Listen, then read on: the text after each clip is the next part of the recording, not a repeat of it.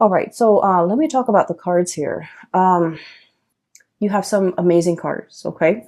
So, first of all, I'm looking at the cards like this. That's what it feels like to me. So, let me just read them the way that they kind of resonate with me. We have here the World and the Traveler, okay? Brand new starts here. The World is pretty much opportunities galore. It's like all the avenues that might have been blocked in the past, they are finally making themselves available to you. Okay. That promotion that was, somebody, it's like there might have been a job and you were eyeing that job, but there's always somebody occupying that job. Potentially they're retiring and now that job is open. Okay. So kind of like that, doors opening, opportunities opening, roads, like just like unrolling kind of like ahead of you. So if you feel like you've been in a rut for quite some time when it comes to your life, your work, relationships, even professional life, I'm seeing a lot. I feel like a lot of doors are opening, okay? And I feel like you don't even need to lift a finger. The doors are opening because the time is right. And the time is right because you are operating from the space where you have been trying to manifest something brand new. Okay, we have here the Traveler. This is the Fool. You have been trying to manifest something brand new. You have already mastered whatever it was that you were doing. You have already mastered it. And now, Virgos, you're finally brave enough to take this leap of faith over this cliff and try to get onto the other side. And I feel like because you are doing your due diligence and because you are also stepping out of your comfort zone, the universe is reciprocating. Okay. You've been wanting new energies for a very, very long time. And I feel like they're saying, this is the year for you. This is where things are really going to start to take off. Okay. In tandem, we have as well the Nine of Crystals. So this is the Nine of Pentacles. And we have here the 10 of Wands. And this is what I meant about, working smart rather than working hard. You're very good at working hard. You're very, very good at that. No one will, deny that. Okay. But in the spirit of saving time, in the spirit of kind of like upping your game a little bit. Okay. Upping your game a little bit. We need to be a little bit smart about how we're working. Okay. So for example, let me just say this. I feel like some of you who might be watching this, okay? You might be a paralegal right now, and you might be, trying to pass the bar exam, for example. Okay. And so what I'm feeling is, you're like pouring over volumes of books on case laws, on legal precedents and things like that. And it's very dry and very uninspiring. And you're, trying to memorize and trying to cram. When in fact, they're saying, look at the work that you're doing. Ask the people in your work environment. Ask the people, look at the real life cases. Those are a lot more nuanced and they're a lot more juicy. They're a lot more exciting.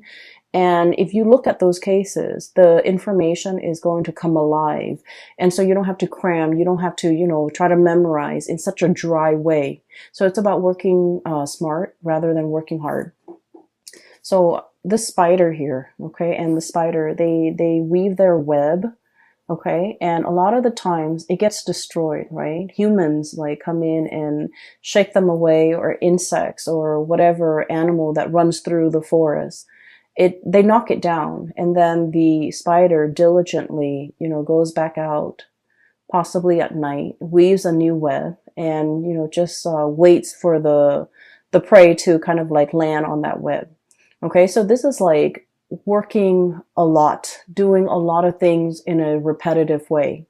But it also indicates to me a lot of financial abundance, okay?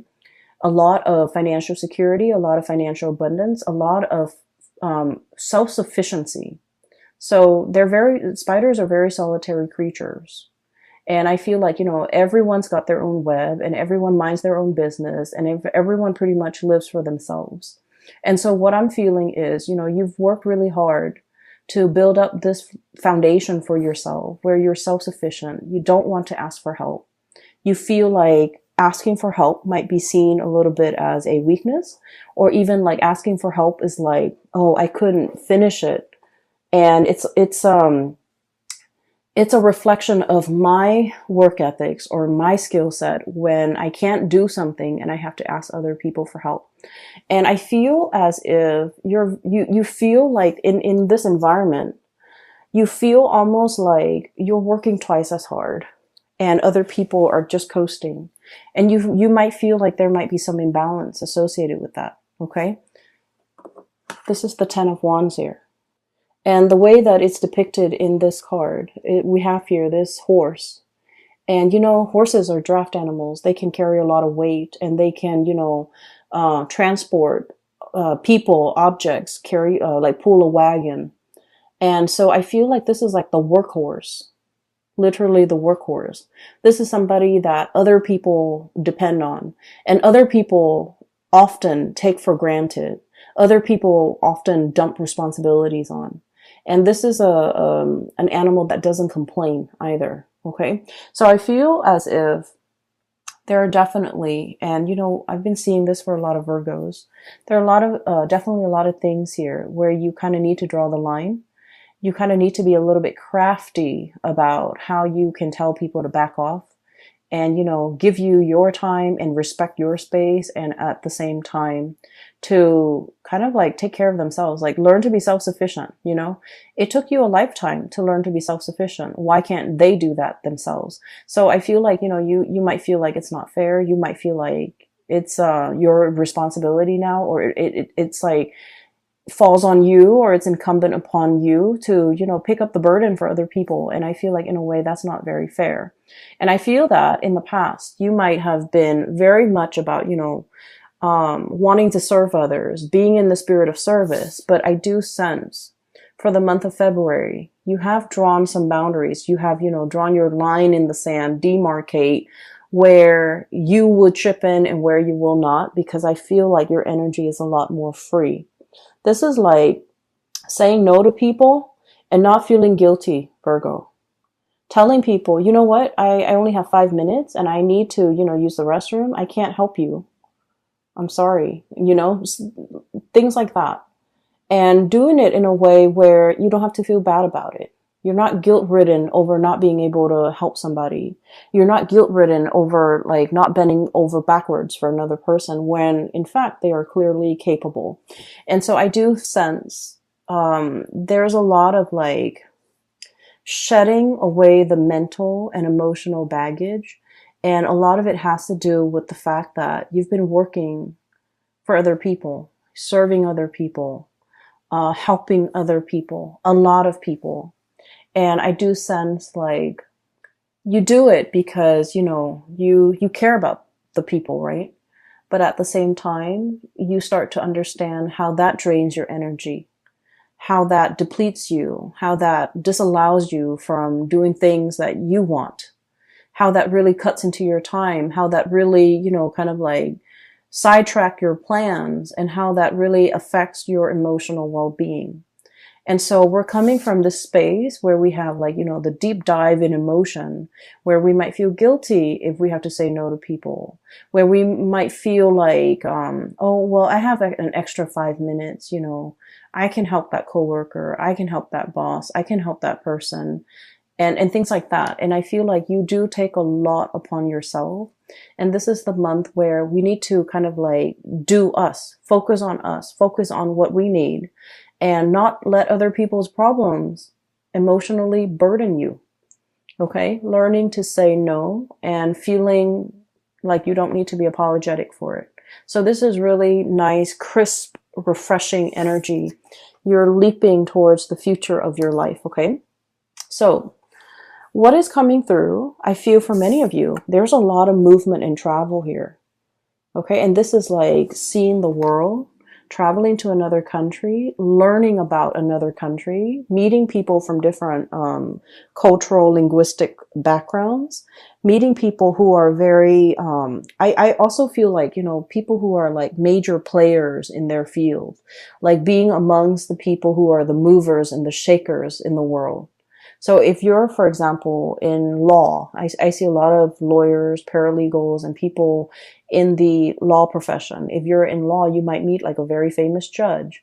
You might meet an attorney or somebody, a prosecutor who's handled like a very famous case. So I feel like there's a lot of rubbing elbows with, people who are very well respected, well received in their field, in their profession.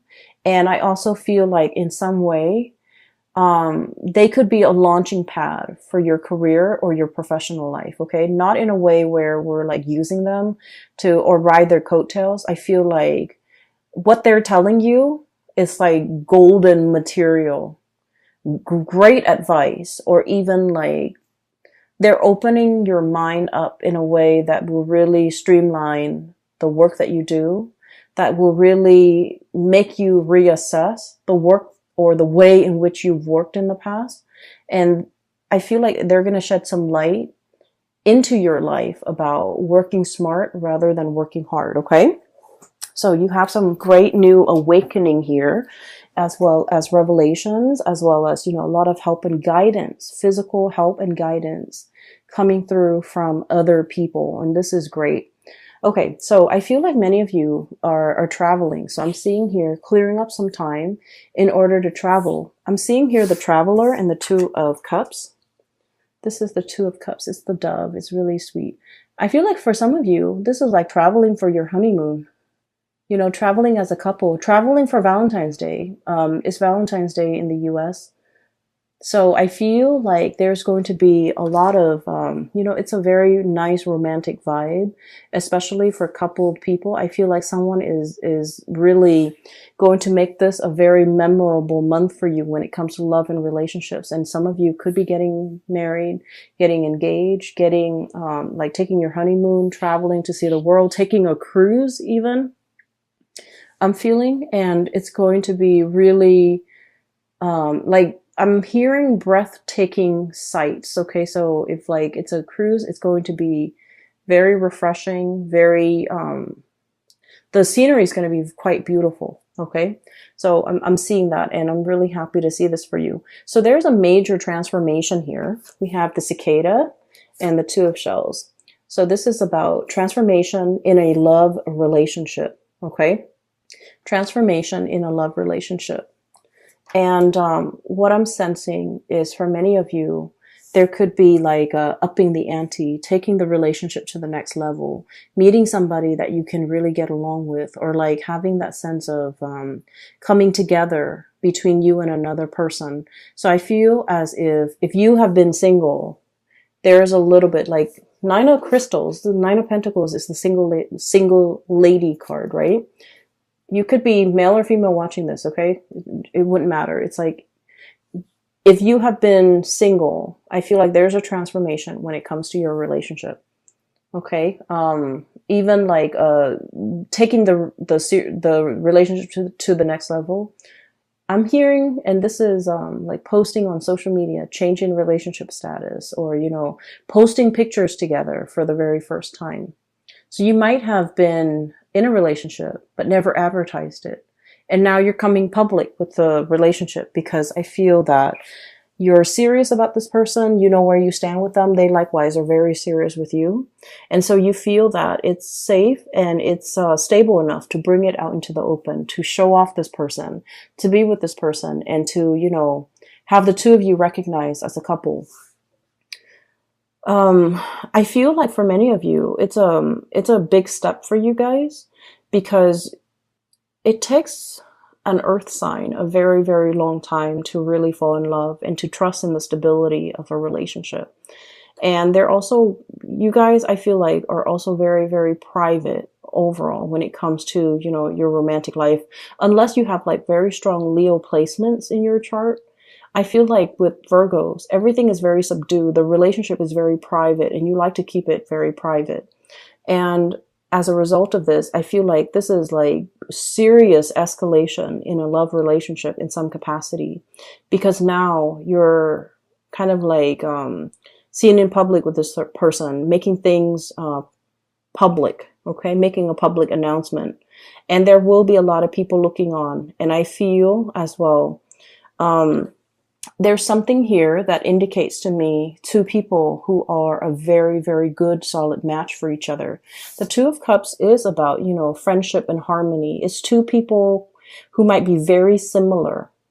Okay, like same cultural background. It doesn't always have to be, but like same upbringing, same cultural background. Even if you are like racially different, I feel like there's something about your family that's very similar to their family. So for example, if you come from like a single parent household, they might also come from a single parent household. If, you know, you've gone to like private school your whole life, they might have also gone to private school. If you went to law school, they might have gone to law school. So there's something very similar about the two of you, either culturally or maybe like even your upbringing or just, you know, your ideologies. This is like two people who really get along, who agree on a lot of things. And as a result of it, the relationship flows very smoothly. And there's not a lot of conflict and confrontation and, you know, childish games and things like that. It's a very enlightened relationship where two people really care about each other and they're willing to put each other first, okay? So this is really positive energy. So you've been trying to manifest, I feel, financial stability and a happy home life for quite some time. What we have here is the Ten of Pentacles, okay? And I want to talk about this card a little bit because when I saw this, I was thinking immediately, you know, like there was a drought, okay? So the Ten of Pentacles is about property, like a physical dwelling, a house. It's about family. It's about financial stability, the foundation for everything that life builds upon. So I feel like for many of you, you've been shying away from relationships. Not all of you, but I feel like for the majority of you, there is a shying away from a relationship. And I feel a lot of it has to do with whether or not you believe that relationships can work, whether or not you believe that marriage, for example, is long lasting, whether or not you believe that somebody could be, you know, that we could be committed to and in love with somebody for life. Okay. So the whole concept of like till life do us or till death do us part, the whole concept about living and sharing your space with another person and getting along with the other person. And even though you might nitpick at whatever they do, you still at the end of the day really, really love them and really care about them as a person and will do right by them. And so the whole concept about, you know, happily ever after, about moving in together, buying property and having a marriage that will withstand the test of time. All of it has been very daunting and very, very scary. And let me just say this. I feel for many of you, you might have come from like broken homes. Okay. There might have been infidelity with mom and dad. There might have been like growing up in a single parent household where things have been hard. Okay. And so things might have been very financially hard. And your parents, you know, might have been not emotionally available because they were working all the time. And I feel like everything that you have done, Virgos, you've had to do it on your own. And what I mean by this is like, you might look at, you know, a colleague of yours and they come from like, you know, a very stable home environment, a very stable like upbringing. Dad's a lawyer, mom's a doctor. And so they have, you know, really intelligent parents who are college educated, who have like years and years of schooling. And their parents not only served as like their mentor, but their parents had the financial stability to, you know, put them through school without student loans, for example. Okay. And I feel as if in your life, Virgos, everything that you have right now, you have had to work really hard for. Okay. Mom and dad didn't give you that car when you graduated from college, right? Mom and dad didn't pay for the college tuition. You've had to get out into the world, find a job, pay your student loans. And then mom and dad, if they were, like blue collar laborers, for example, they couldn't give you the guidance, the expertise when it comes to college admissions, taking the SATs, which is like a college exam. You take that when you're in secondary school. For those who are not familiar, you take that exam for secondary school so that you can score high enough, and then the colleges will accept you. So it's like an entrance exam just to see at a baseline level where you are and whether or not you're desirable for a college. So I feel like you've had to meander and figure out these things for yourself. Nobody helped you. Things just, were not handed to you on a silver platter. You've had to do the preliminary research. You've had to figure everything out on your own. And I feel as if for many of you, you're looking at your life, okay? Everything that you've had to do based on your upbringing, based on everything that, that has happened to you. And then you're looking at your colleague's life, that same colleague who came from a really, really stable home environment. And now you're realizing, wait a minute, we're on the same level. Or even, I'm surpassing that person. Because, hardship builds character.